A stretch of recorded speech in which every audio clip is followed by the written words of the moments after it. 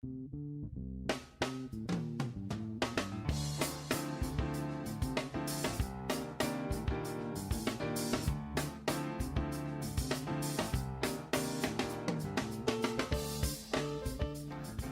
back to America's Commercial Real Estate Show. I'm Michael Bull.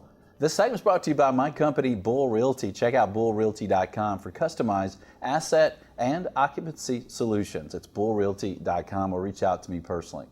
Well, today we're talking about the office market. One of the big things in office has been co-working, right? Shared space. And a lot of people and companies and owners are doing co-working themselves. And obviously, most landlords are renting to co-working companies. Well, what do we expect co-working to do in the future, and how is technology impacting it and being used?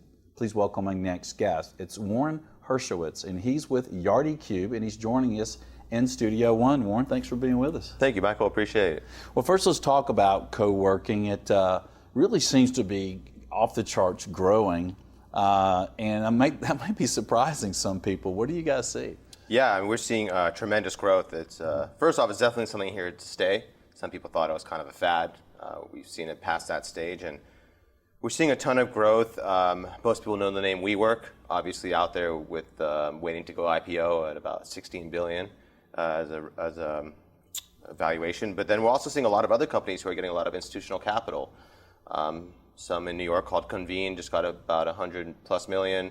Another company called Bond Collective got about $50 million, and almost every other month I'm seeing a new company getting some institutional dollars coming in to grow their operation. Yeah, and you know, there's some people think there's some detriments, and we'll touch on those of co-working, but there's also some benefits of having co-working space in your building, right? Mm-hmm. Yeah, absolutely. First thing is, if I could share a stat with you, our matrix team pulled on vacancy, is that, you know, in the U.S., they see about 1 billion square feet of vacant space. With an average rent of $40 per square foot, we see $43 billion in potential revenue loss with vacant space. So first thing is obviously co-working can help to fill that gap. Mm-hmm. You know, obviously the way co-working works is it can pretty much be almost any size and shape. So you can take that awkward space that may not rent to a traditional tenant and put in a co-working space for maybe smaller members. Mm-hmm. Second thing we see is that co-working allows a landlord or an operator in the shared space world to earn more dollars per square foot. Mm-hmm. They're able to sell auxiliary services such as, you know, internet or phones or even the use of conference rooms, as well as essentially oversell the space like a gym would, because you can sell an open desk knowing that not everybody's going to be there all day, all the time. Yeah, and that makes a lot of sense. And technology is a big part of that, right? Because it's hard to manage all of that and all those people and those services without technology. What is some of the technology and how it's helping? Yeah, I mean, technology is a critical component, especially for those institutional players who want to obviously grow to many locations. You're going to be unable to do this without a high-level technology platform that can manage all aspects of your space. And one of the unique things about shared space is that you're not just managing, let's say, the rents coming in and the expenses going out. You also have to manage all these members and interactions with the members and their use of the space, including conference rooms or day offices. You have to manage the internet, you know, how you can break up the data Wi-Fi, because you're the one who's sourcing it for them and then repackaging and reselling it to those members, as well as the ability to control access to the space and things like that. So there's a lot of components to this shared space with regards to technology that a traditional commercial landlord won't be dealing with. And that's why it's so important to have a good platform. Yeah, and you mentioned the internet use, and there's also kind of a security aspect to that, right, as well, for different companies potentially using the same internet. Yeah, absolutely. I mean, what we're seeing, of course, with the growth of the industry is that it's becoming more accepted by not only professionals, as in, you know, lawyers and brokers and accountants, but also Fortune 500 companies. You know, people initially 5 years ago, when I first got into the industry, thought of co-working for essentially startups or millennials and everyone kind of having fun, but it looks and feels like a traditional office today when you walk into a lot of our customers or operators. And the importance of a technology with regards to data Wi-Fi is that when these professionals and Fortune 500 companies come into your space, they need to know that their internet connection is secure, they can transact confidential information, and they won't be affected or impeded upon by anybody else in the space with regards to their internet. Right, because they have a coffee shop, who knows, could be through the internet seeing what their screen, right? Absolutely. I mean, they obviously are unable to transact private information, as well as they're at risk to getting viruses or having someone hack into their system. Yeah, so with this access, with the right technology, you can protect and have each member or company that's in that space have their own portal, basically. Yeah, exactly. It's what's called a VLAN. They can have their own private access that not only can somebody not pry into what they're doing, but also they're secure. So when I'm working in this space, if you're sitting to my right and you end up downloading a virus, but you are not part of my company, I will not be affected by what you do. Yeah. Another big component, if I can share with you, is also the ability to throttle the bandwidth up and down. Yeah. And some people may wonder, well, what does that mean? Think of it like a hotel. You go into a hotel, and typically when you go and sign up for the Wi-Fi, you have the ability to select what sort of speed you're going to get, as well as associated billing rate. We're going to give the operators that same ability. Yeah, and then also with Kube, K-U-B-E, right? Yardi Kube. Yeah, absolutely. You can do other things with the technology, like you can, the members, if you will, your tenants, they can pay their payments, they can reserve desk and reserve conference rooms. Yeah, absolutely. It's basically designed as a fully transactional platform, so both a prospect and a member can come on, learn about what you do at your space, see pictures of it, the pricing, the amenities offered, and then sign up, become a member, pay for it, and then continue to sign up for additional services. So as I realize that maybe I need additional conference room hours this week, or maybe my company has grown, I need additional memberships or a bigger office or additional phones, I can do all that through Kube and essentially get immediate service for what I'm looking for as a member. And then from the operator side, they have the ability to have this done automatically and make sure it's billed. That's the biggest component of it. Right, and then not only billed, but right into your accounting system?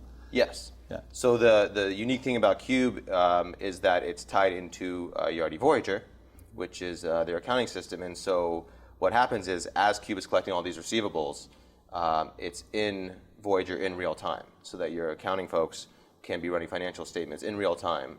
Versus a lot of operators today, what they're doing is when they're running financial statements, they're running about 4 to 6 weeks behind on what they're doing. And so they're always looking at numbers that are pretty old in terms of the commercial world. Yeah, and you think about the member portal of Kube, there's members that they need all these services, or maybe they want to reserve rooms, but some of these aren't exclusive use systems, right? Some of these co-working places allow a guest like me or anyone that's listening might be able to use some of these co-working spaces, and this kind of Yardi Kube type of software can help. We can just do that automatically, and there doesn't have to be an employee at the co-working space to handle it. Yeah, I mean, the design of a good technology platform, and specifically Yardi Kube, is that your space can essentially generate revenue on a 24/7 basis without you having to have it staffed. Someone can go online, again, sign up for the space, learn about the space, and then through the use of door access or door control, get controlled access to the space, the ability to use the room they need, exit the space, and then you, as the operator, understand that, look, I know who entered my space because I have a log of who was in there. I've taken a deposit through my online platform, so if something happened, I can recoup some of those costs. And I've collected payment for that space without having to have somebody from my team personally on site to guide that. Yeah.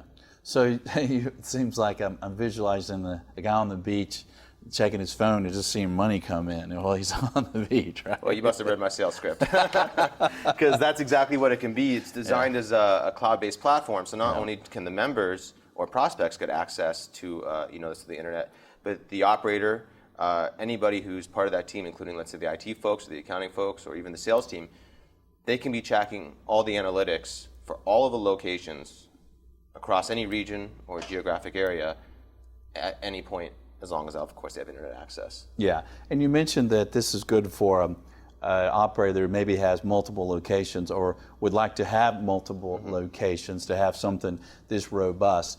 And when they have this system in a co-working space, they also get some information they can use to help design future locations, right? Yeah, exactly.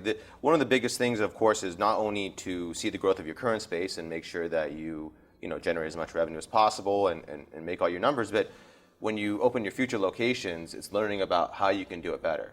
And a good technology platform will give you those analytics.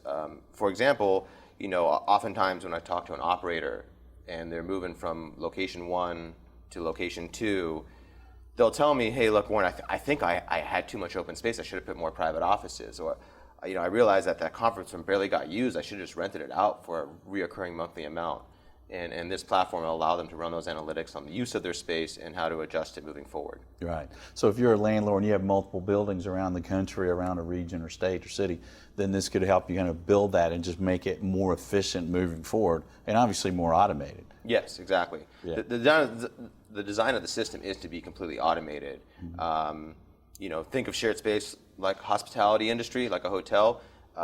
Would you rather have your staff buried behind a computer doing data entry, or out there greeting your members, greeting your guests, and creating that strong member experience? So not only do they come back, but then they refer you to their friends and colleagues. Yeah, it's all about the customer experience and how they're treated there. So what's in the future for co-working and the future of the technology? Yeah, first off, what we're seeing in terms of who's getting into the industry, as I mentioned in the beginning, a lot of Fortune 500, Fortune 100 companies are now coming into shared spaces. They're realizing that, hey, look, we don't want to be locked into a 10-year lease because we're not sure the growth of our company and obviously how the economy is going to react and what that's going to mean to our company. So we're seeing them becoming involved.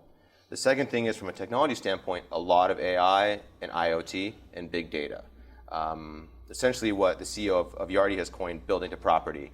So, business to property, in terms of, okay, my business now wants to understand all this data I'm collecting from Cube and how it can affect my decisions moving forward.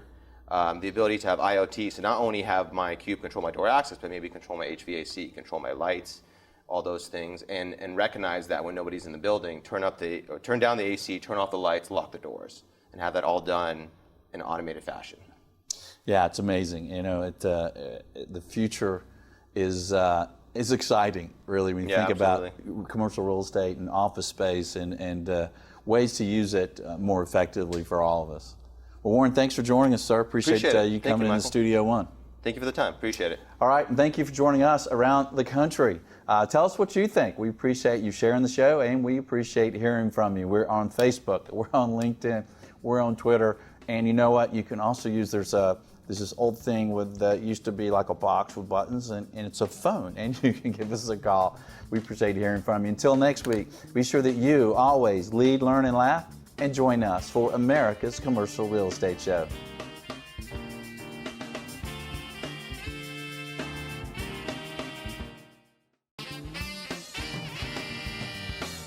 America's Commercial Real Estate Show is brought to you by Bull Realty.